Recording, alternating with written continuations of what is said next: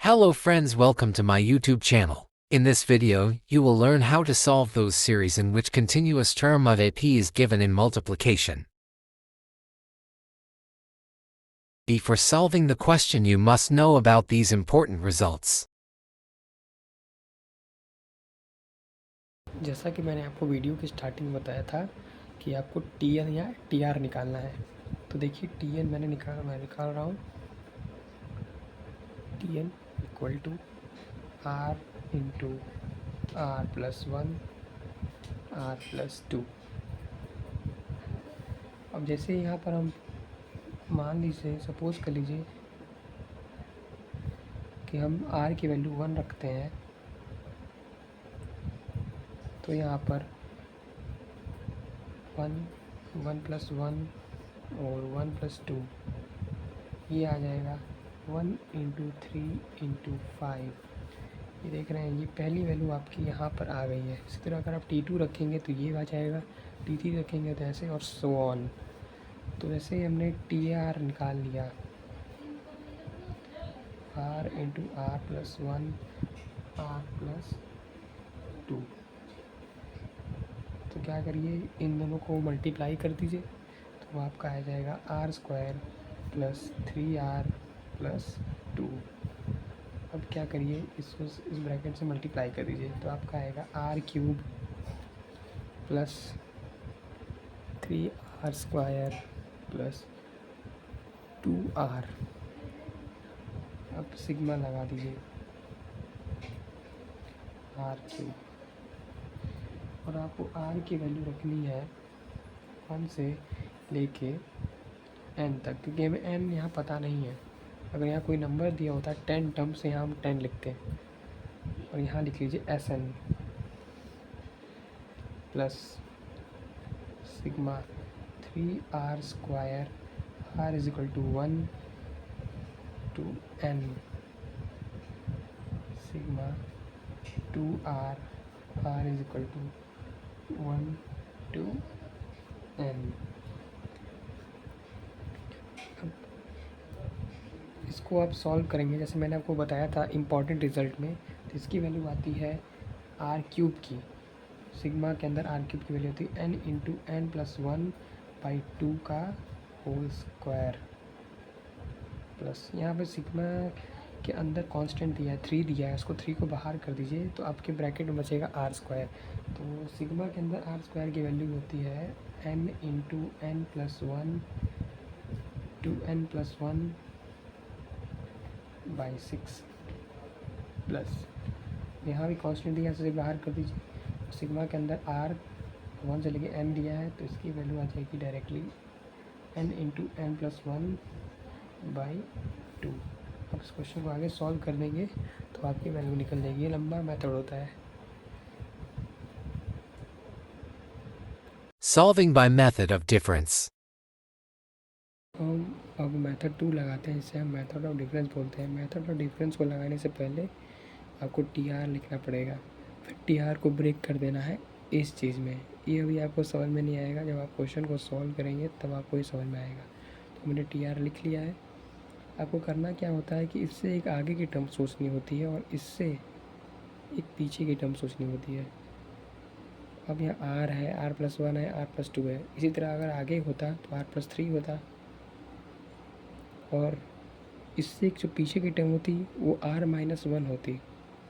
तो R plus 2 के आगे की टर्म R प्लस 3 है, और R की पीछे की टर्म R माइनस 1 होती। करते क्या है हम कि R into R plus 1 R plus 2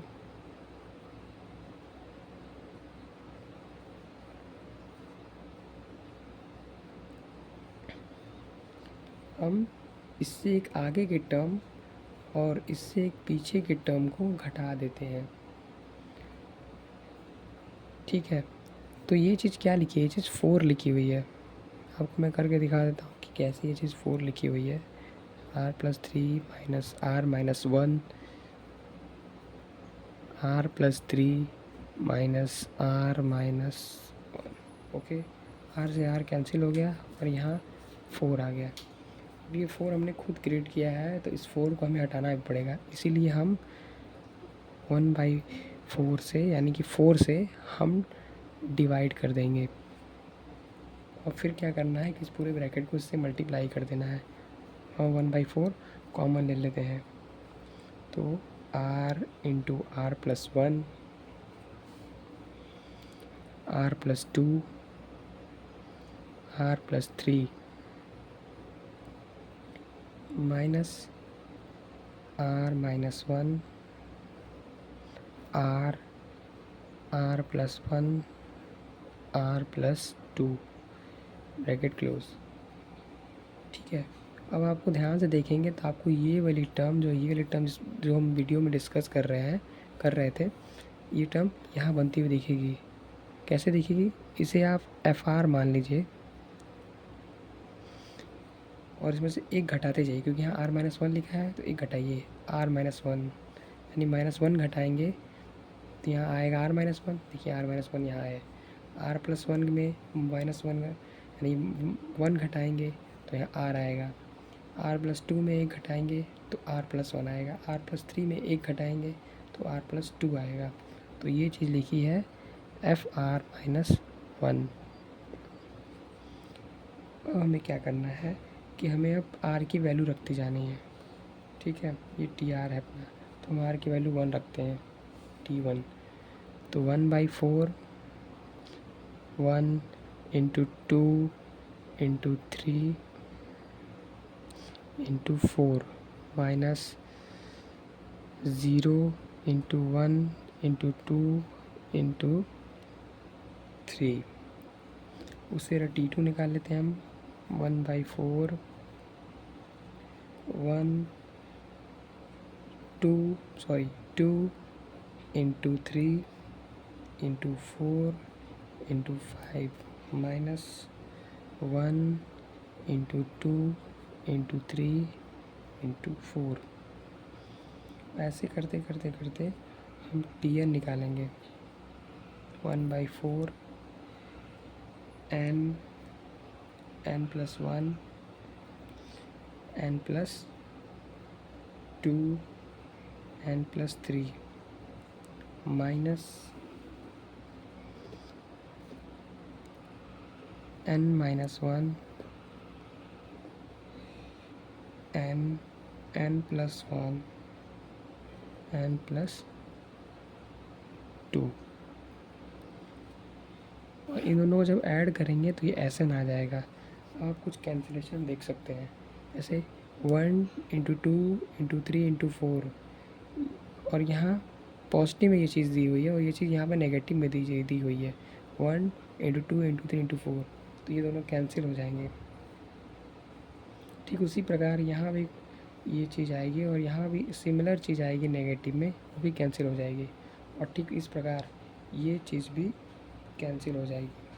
आपके पास बचेगा क्या? SN इज इक्वल टू, जब आप इनको ऐड करेंगे तो आपके पास बचेगा ये वाली टर्म बचेगी सिर्फ, यानी ये सिर्फ इतना पार्ट बचेगा आपके पास, और ये वाला पार्ट बचेगा ऊपर, क्योंकि ये दोनों कैंसिल नहीं हुए हैं।